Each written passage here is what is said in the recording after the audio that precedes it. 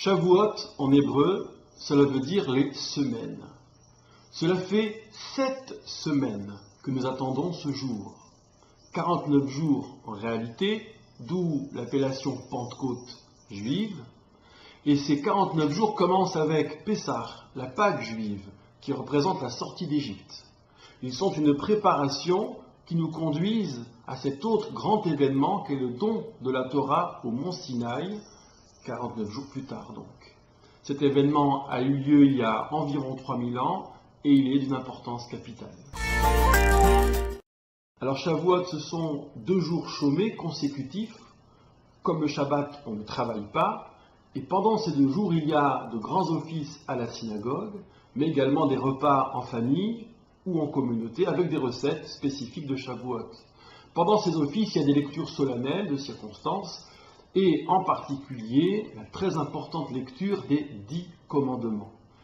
L'événement majeur pendant la fête de Shavuot, c'est une veillée d'études où tout le monde, hommes, femmes, enfants, jeunes, moins jeunes, participe à un débat sur un sujet, à une étude donc très fouillée, très foisonnante, jusqu'au petit matin, et c'est un événement en général très apprécié.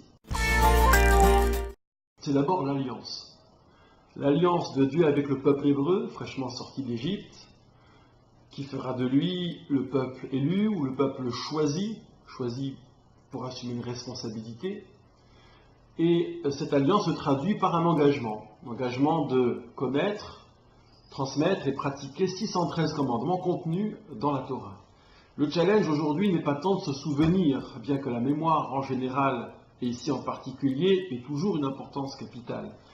L'enjeu, le challenge, c'est de revivre le don de la Torah, de revivre la révélation en s'interrogeant sur le lien particulier que l'on entretient individuellement avec la Torah, d'où ces innombrables heures d'études pendant la fête de Shavuot.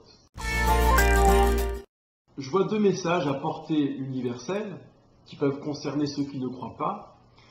Il y a d'une part la liberté par rapport à l'engagement, c'est une grande question. Est-ce que l'engagement nous prive de liberté ou bien au contraire s'engager, c'est gagner sa liberté, tant il est vrai que parfois même les interdits, parce qu'ils nous structurent, au fond nous libèrent.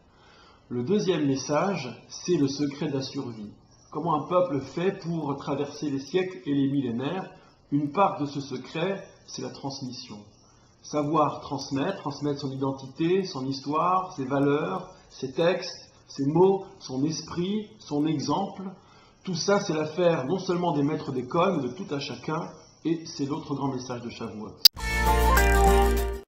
Alors on se souhaite en hébreu Chag Sameach, ce qui veut dire joyeuse fête, tout simplement.